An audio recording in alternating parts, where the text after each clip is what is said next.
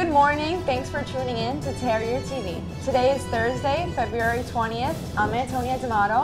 And I'm Giuseppina Frigolino. Let's get into this week's top stories. The coronavirus has now infected more than 67,000 people globally. The majority of coronavirus infections have been reported in mainland China. The death toll of the virus has now increased to 1,520 people. Outside of mainland China, 4 deaths have been reported. Health officials have confirmed the first coronavirus death in Europe this past Saturday after a Chinese tourist tested positive for the infection. Over 10% of China's population are now facing government restrictions pertaining to how often they can leave their homes.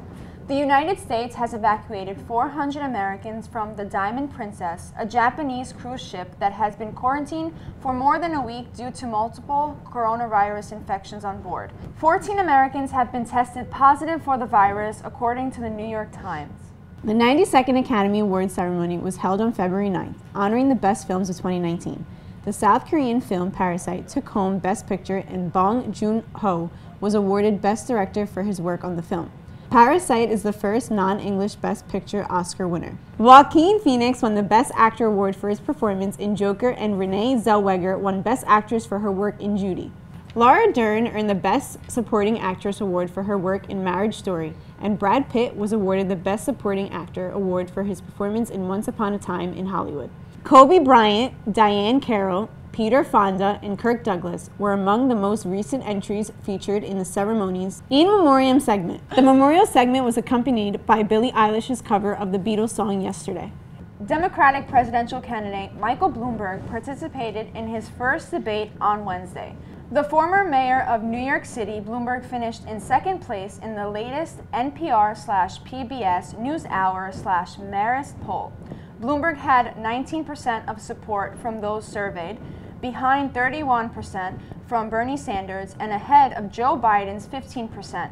Bloomberg, now 78 years old, has been accused by rival Democratic candidates Bernie Sanders and Elizabeth Warren for trying to buy the election. In response, Bloomberg denies the accusations and has offered to fund the Democratic effort to defeat President Donald Trump, even if he isn't the nominee. On Valentine's Day, former child star Amanda Bynes announced that she is now engaged. Bynes, 33, wrote that she is, quote, engaged to the love of my life, end quote. Bynes took to Instagram to reveal the announcement after years of sporadic behavior on social media. Bynes' engagement comes with a flurry of other celebrity marriages news, including NFL icon J.J. Watt marrying soccer star Kealia Ohai in the Bahamas this past Saturday. Watt, a member of the Houston Texans, has won 3 Defensive Players of the Year awards and is now known for his off-the-field work in generating finances for the city of Houston following the aftermath of Hurricane Harvey. In 2012, Ohai won both the CONCACAF Women's U20 Championship and the FIFA U20 Women's World Cup. Now let's send it over to Brian Mansell for the latest sports updates. Thanks, Giuseppina. Here is your New York sports update. Spring training has arrived, and so have the little injuries surrounding the Yankees and Mets alike. MLB superstar Aaron Judge took part in practice on Wednesday for some throwing drills, warming up his shoulder after experiencing some soreness that has been lingering for the last couple weeks. Judge has stated he is game ready, but the skipper for the Yankees believes he needs to take it easy. Manager Aaron Boone plans to start reintroducing him to full swinging and stuff in the next couple of days. The Mets enter spring training with some question marks in the rotation, with the usual starters planned to take over in Stroman, DeGrom, and Syndergaard. The team is looking to fill the last 2 spots quickly. The Mets landed 2016 American League Cy Young winner Rick Porcello in free agency, hoping to push a rebound year from him. They also have the likes of veteran starter Steven Matz, who has proven his worth as a starter for the organization over the last few years. An outsider to keep an eye on is Michael Wacha, acquired from the Cardinals in the offseason. The 28-year-old had a great year in 2018, but fell apart last season with a career-high ERA of .476. Manager Luis Rojas offered no comment on the rotational battle.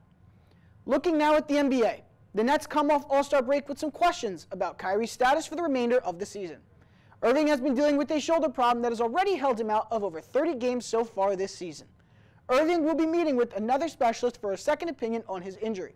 It's a second opinion, more information. It's been bothering him. We need a clearer picture of what that looks like, head coach Kenny Atkinson stated on Wednesday. The Nets are battling for a spot in the playoffs and hope to have a healthy roster to do so. The Knicks are no longer focused on this season as they are still looking for a permanent head coach moving forward. According to ESPN's Brian Windhorst, former Timberwolves head coach Tom Thibodeau is the expected frontrunner for the job, with rumors of Jeff Van Gundy making a return to the Knicks as well. A source close to Thibodeau said, "He really wants the Knicks job. He can taste it, and he may even be in the lead." With the season looking gloomy for the Knicks, it makes sense to look towards the future for this once incredible organization. This is your New York Sports Update. Back to you, Antonia and Giuseppina.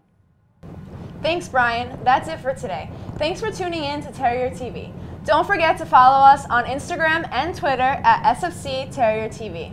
Also check out our website at sfcterriertv.com. I'm Giuseppina Frigolino. And I'm Antonia D'Amato. We'll see you again next time.